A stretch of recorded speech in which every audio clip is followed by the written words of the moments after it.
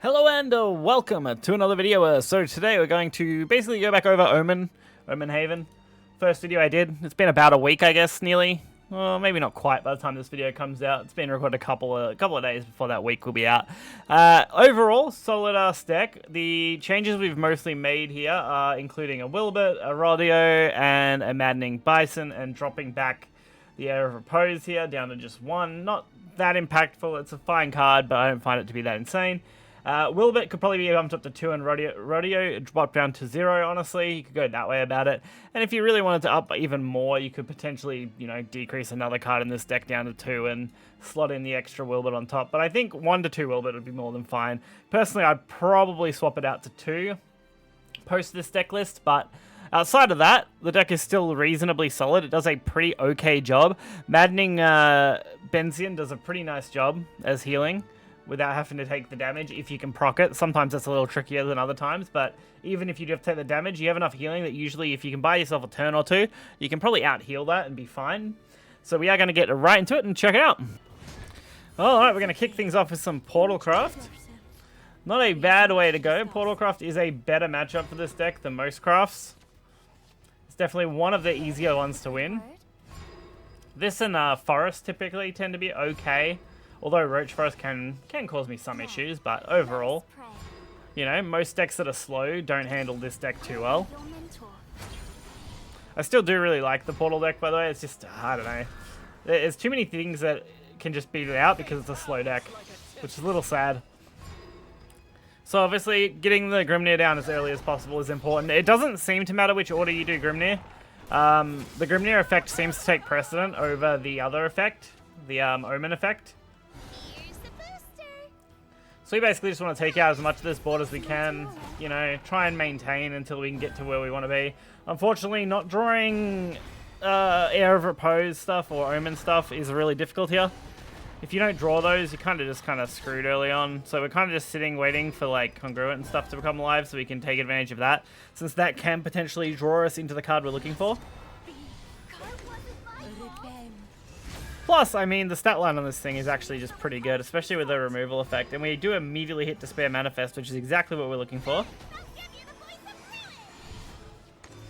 So they go for their own Lishina, Melody Manifest. Trying to just get all their stuff set up here. Makes sense. But we should actually handle this pretty easily. It's really no issue. These can't be destroyed by effect cards. Actually don't cause too much trouble for Havencraft, since they can both still be banished and they can be killed by damage from effects. So there's a lot of cards that can kind of kill them off, or a lot of effects that can take them out. The only real one that can't is the Congruent. It's the only one that's really a problem. These guys go pretty aggressive here though, hitting me with the Twilight Fate pretty immediately. Unfortunately, that does mean I'm going to need a decent way to heal this off. Which, I mean, we definitely have some plays here for that. Shining being one of the good options. I do prefer to use Shining to hit face when I can, but it is also just a pretty decent clear card. Plus, we've still got a couple of temples as well that we can kind of use as backup here. Unfortunately, the only real problem is their healing is actually still pretty decent, so taking that out is always a problem, especially when they play more aggressively here with Heir to Destruction. Definitely makes this game way harder when they play hyper aggressive. Fortunately for us, it shouldn't end up being too much problem. We have a few okay cards that should work in our favor. We end up with another heal as well, which is great. So we're actually able to drop a few healing damage cards and just kind of kill this thing off, while getting in a little bit of damage as well. Keeping our health above 10 is always a nice spot to be. I mean, if you're playing against certain crafts, you need to be above 12 or 13, but that's okay. Portal is not one of the crafts where having a super high health total is super relevant. You just need to kind of be up or around 10 to avoid any big burst damages. But now we can start getting some heals along with some protection going, along with setting up even more damage off this. Should be more than enough to take out most of this board here, which works in our favor pretty nicely. Getting that damage in that we needed. And we still have a couple of Jeans in our back pocket, along with a Unholy Vessel, or Chalice, whichever you want to call it. And it does the job well. This really isn't too much of a hassle to deal with. I did decide to go this way about this though, which probably wasn't, maybe it wasn't the right choice, maybe it was. Still not really sure. I also didn't need to play that ward there, but since we had 3 of it anyway, I decided to just commit it. Commit the little guy so that he can get ward so he protects us from stuff.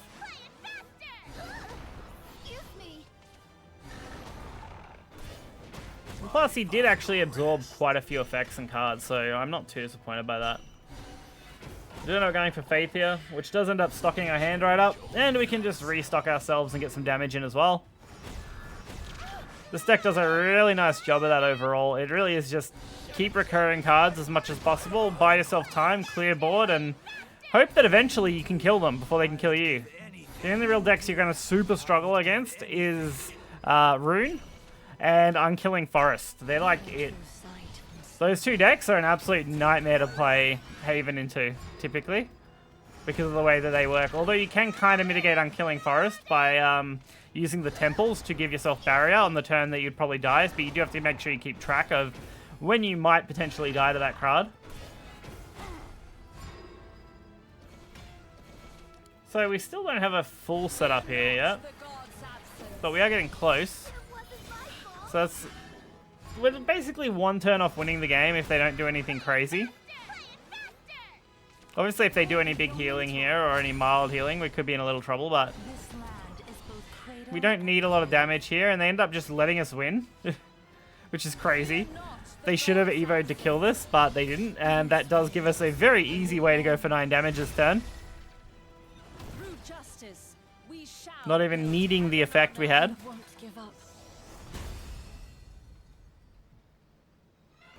Alright, next up we have the Haven Mirror.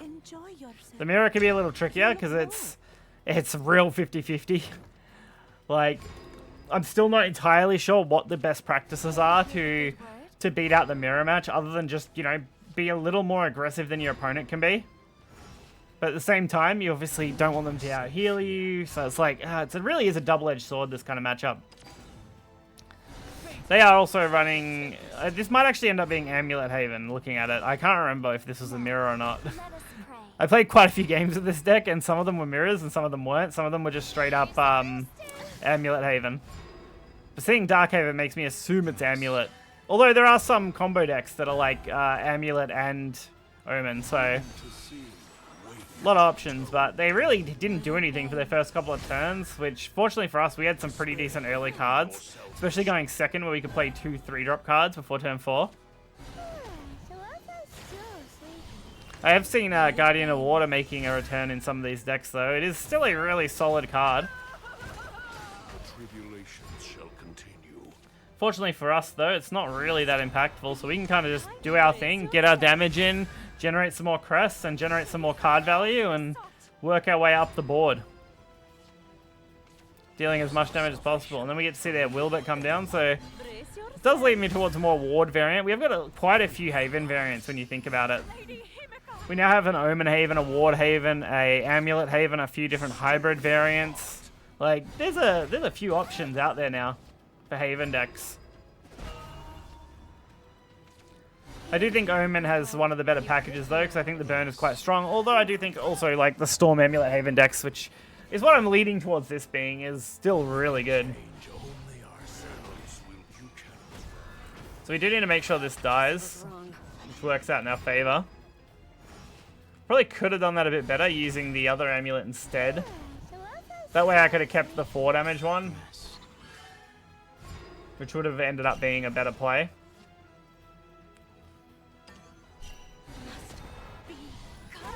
And honestly, if I was really thinking about it here, I should have dropped the extra play point, used the Shining, and then hit him for another 4 as well. Really put him on a clock would have been good. Not that these guys are really causing me any trouble here. We have an okay way to actually deal with this now, especially during the Jean. We did have another option as well, going the Himika route, but this is also just a really solid choice. And with our hand pretty much maxed out here, we don't have any problems or anything we're really worried about dealing with. Unfortunately, that Wilbert, though, is a little bit of a problem, because we really don't want to have to just run it over if we don't have to, but we might not get an option here. Give me a gentle Especially since they are just going to basically out-heal us off that. Definitely ends up being the longer games. Whenever I have a Haven matchup, it's like an exceedingly long game. Fortunately for us, we are going to be able to banish this with the Torrent of Despair, while also getting a little buff on our crest, which I should have evoed this first. That was a complete misplay on my part. Evoing this to get the extra bump to the crest would have actually been the play. Just a very small thing, but could have had a long-term impact, you know, not having that extra crest for an extra turn. We're still at a pretty decent spot though. We managed to save 1 evo point, so this wheel that is going to come into play and do a pretty decent job. Does stock us right up, getting us that 5 damage that we want. Also, Wilbert is just very sticky, so unless they have a banish in hand ready to go, this should hopefully hold off most of the damage we're going to take here. Buying us the turn we kind of need. We do really want some kind of mass removal next turn though. Literally any mass removal would be awesome. Like, there are some options, but I don't really like them. Like, this is definitely a play that gets rid of everything, so it'll do the job. It gets us pretty close to being able to lethal them in the next turn. All we have to do is board clear and drop another ward. But not another ward, another crest. And that would do the 5 damage, which they do end up conceding over, so no surprise. Alright, now last match for this video is going to be against Swordcraft. Swordcraft's aggression can sometimes be a bit of a problem for this deck, but for the most part, as long as your early hand isn't absolutely terrible, you can do some stuff. So I don't hate it. Although my opening hand here is not great, and I'm hoping I can draw into something that'll really benefit me. Well, that kind of does it. Drawing Despair Manifest kind of recovers the hand a little bit. Still not perfect, but it is better. Unfortunately, not having a way to deal with this 3/3 early is also a little bit of a problem. Especially when I don't have a 3-drop play that's worth even playing. And our 4-drop isn't live because we're going first and not second. Which is also a bit of a disadvantage. So Binding Faith is the only way to remove this so I avoid taking too much damage and avoid letting them have the free Evo on it. Which has forced them into playing another one. So they can then Evo that. Fortunately for us, not too big a deal here. We can just drop the Despair Manifest, we can Evo it, we can just ram it. We're not actually worried about gaining the effects off the crest. It did mean that our Ward Crest one wasn't that big an advantage to us, but I mean, it did kind of absorb some damage, so I'm not too sad about that.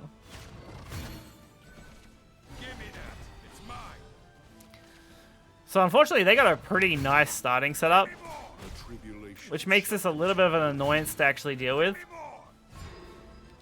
Fortunately for us, we're not in the worst position in the world. This Wilbert here is going to manage to let us pretty much take this out.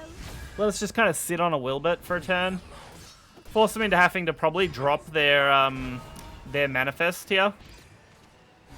Although they do end up going for Silver Captain, which is definitely an interesting choice.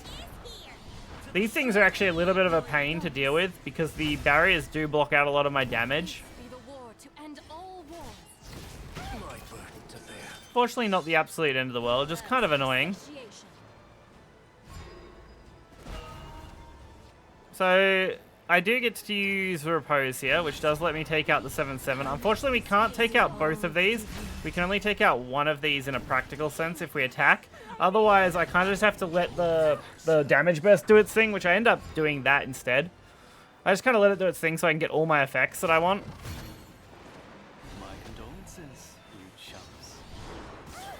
Unfortunately, that probably wasn't the correct play, looking back on it, but hey, maybe it was. That was a tough one for me to decide what was worth doing here. I ended up going for our own Heir of Repose. Generates our extra thing. This does technically kill most of this, which is fine. And it lets me drop my heal without obviously taking the damage off it, so kind of worked out in our favor. Fortunately, they do go for their Olivia. But if they want to keep their Evo, they're not going to be able to use that Evo, but they do end up using it. So now we don't really have to worry about the Heir of Usurpation. As without a Super Evo, it is still a board clear, but not as effective. Now we have some options here, and I end up just going Unholy Vessel because why not? We get to take out their Super Evos. We can set up our Temple even. I don't end up popping it because I don't really need the heal or defense this turn. I'd rather hold it until we've taken just a little bit of damage. They end up setting up their own Air of Usurpation again here. We're probably 4 damage at max at this point, given what we've seen. And I can go Congruent of Repose.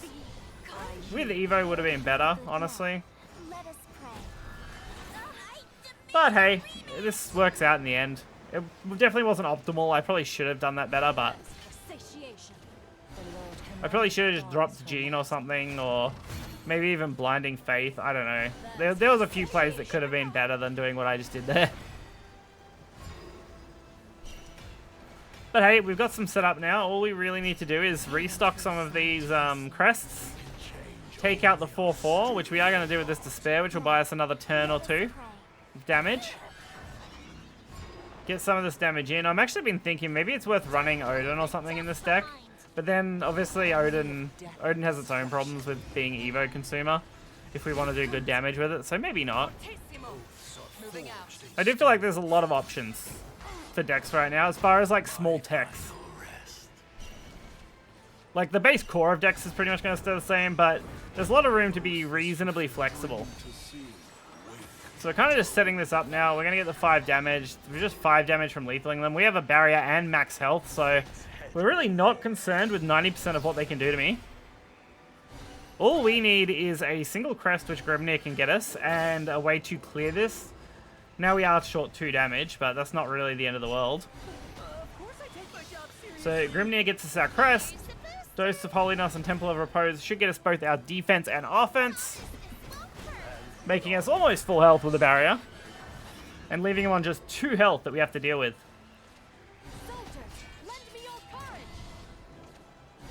So they end up trying to set some stuff up against us here. Not really a problem. We do have Unholy Vessel, so it doesn't really matter what they use. We can take out everything pretty much for free. There's also Jean. I also forgot Jean is just here.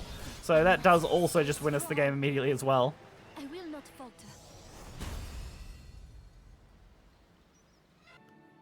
So hopefully you guys enjoyed this update to the Omen Havencraft deck. I still think it's a reasonably solid deck and it's reasonably fun to play. Obviously being more on the control side if that's what you enjoy, but do expect games to be reasonably long. It's really the one big downside to both this and Portalcraft, where games go quite a while before they end. So if you did enjoy this deck, hit the like button, subscribe for more content. You'll find the deck list in the description below. And until next time guys, I'll see you then.